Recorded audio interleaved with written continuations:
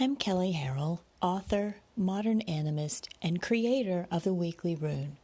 Soul Intent Arts is my soul-tending practice, and you're listening to What in the Weird, my podcast in which I talk about runes, animism, soul-tending, and how each of those intersects through sacred activism on my path.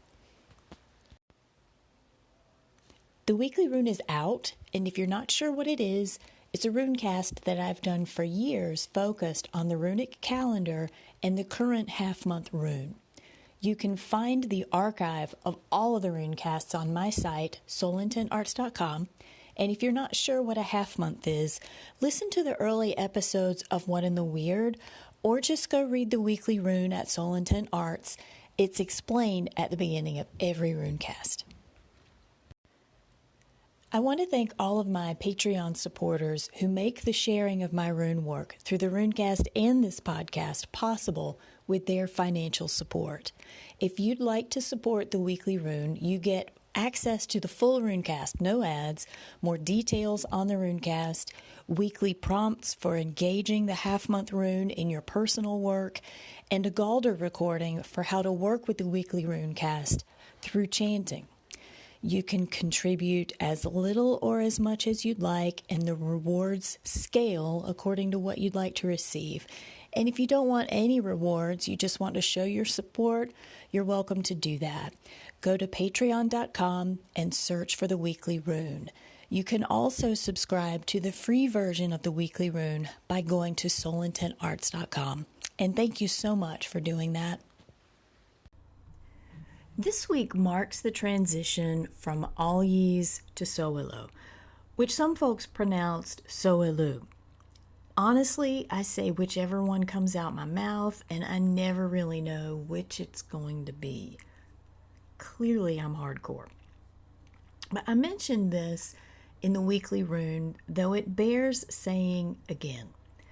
Some rune transitions, by which I mean the progression from one rune to the next in the seasonal flow, some transitions are peaceful. The life force they bring is easily felt, and it segues well into the next rune, and some don't. The movement from one to the next is choppy and maybe even deeply disjointing. All of the runes that close each et end on a high note, and that's where we find ourselves with Sowilo this week. Before I go into Sowilo, I want to follow up on last week's episode, which was on why Ehwaz, particularly in combination with Ehwaz, but why Ehwaz is a rebel rune. Foremost, I want to shout out to everybody who contacted me about that episode. Y'all are rock stars, and I really appreciate your feedback. The folks in the Living the Runic Book of Days community, Janet and Kai, y'all rock my world, and I can't tell you how awesome it is to get to rune geek out with you guys every week. Thank you so much. That said, did y'all flip when you saw that the commentary rune for this week was Ehwaz reversed after it being Ehwaz Brightstave last week? Am I the only one who watches what rune comes up in the cast and it's like I'm watching some cliffhanger TV show? Or maybe I am the only one, or maybe that's just TMI, but there you go. I saw it and was like, holy shit, because I spent the entire last episode talking about how animism via Ehwaz is the single most rebellious act you can undertake in your own psyche and in saving the world. And here it is again this week, same position in the cast, describing how to best work with the half-month rune, but reversed. That reversal is important, and I interpret it as not having scope creep with your animistic redo of the planet, of your psyche. Reversed Ehwaz doesn't mean don't go deeper. It doesn't mean don't shore up your direct animistic relationships. It means choose your challenges therein wisely. Don't just leap headlong into all the relationships ever. I'm going to do them all. I'm going to have all the spirit guides. You've known people like that, right? I have. I mean, hell, I've been that person in the beginning because I didn't know any better. Again, no elders to say, damn girl, slow down. You can't possibly have intimacy with all of those. I collected spirit guides like middle schoolers have Pokemons. And I'm not saying that you shouldn't have a lot of spirit relationships. It's whether the quality of them creates the depth of intimacy required by you and that being. And in this case, we're talking about each being. And there's so much I could say about that, but I'm going to leave it at that. Ehwaz reversed, choose the nature relationships that spark joy, because if they spark joy for you, they do for that being as well. Now then, Sowilo. The thing to take to heart about Sowilo is being able to see yourself as divine. Every time I say that, people look at me like, well, of course I'm divine. Why would I not be divine? But when you actually sit with the concept of how am I divine? What about me? What about myself do I think is divine? How do I treat myself as divinity, as a temple of all that is divine? When you start really examining your everyday approach to how you think of yourself, how you look at yourself, how you treat yourself with your internal dialogue, the question of yourself as divinity becomes a lot more difficult to tease out. I talk in this week's Runecast and in Runic Book of Days about the sun as divine, literally the sun in the sky, and how it shines on us so that we may shine on others. But here's the thing. It's not that it may shine on others. It's not that we may shine on others. It's our job to shine on others.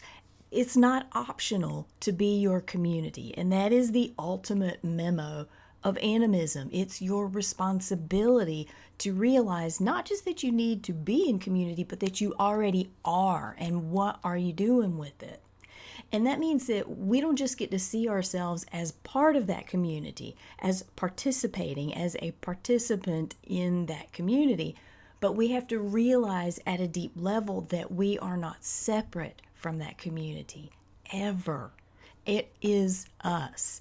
It has always been us. It will always be us. What are we doing with it? We so often are comfortable with thinking that we're connected to animals and nature, and I love rocks, I love feathers, and we think that that's animism. We're even comfortable with thinking that the toaster has a soul or that it has agency, but we struggle when we start to realize that means other people have agency. Because when we start to grok that, when we really sit with it, that means that we have to look in the outside world around us. It's not all love and light. It's not all internal. We look around and we start to see that other people don't have agency in our culture. And maybe we're one of those people. Some people have more agency than others, and it's not because they're limited in some divine way. It's because they're limited by privilege. Sowilo is where it's our job to see through that shit. To literally be the light that shines through the bullshit projections of our culture and be that light. Be our community. I say it all the time. I sign everything off with hashtag be your community.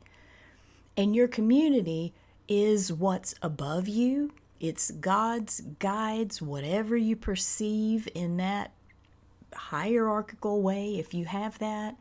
And it's what's among us. It's nature, people, elements, bugs. It's also all the things within you. It is all our community. For this week, let the awe of that awareness sink in. That's what Sowilo asks us to do. In whose world are you the sun? How can you shine better? Who is shining on you? How do you honor the sun? And remember, realizing your divinity isn't just for your benefit. Sowilo challenges us to remember who we are in the grander scheme of things, not just because we need the pep talk, or because the rocks need us, or because the sun needs us. It does it because the grander scheme needs us. That's it for this episode.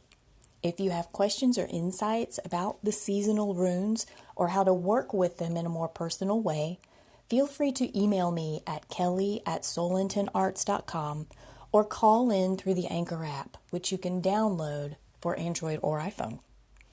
Also, check out earlier episodes by downloading them from Google Play or iTunes and all kinds of other podcast platforms.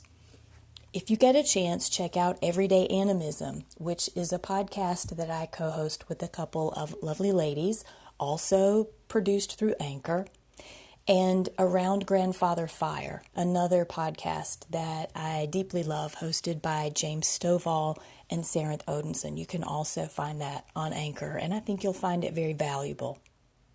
You can learn more about me and my work by visiting soulintentarts.com. And in terms of social media, I'm most active on Instagram at Kelley Soul Arts. I'm Kelley, and this has been What in the Weird.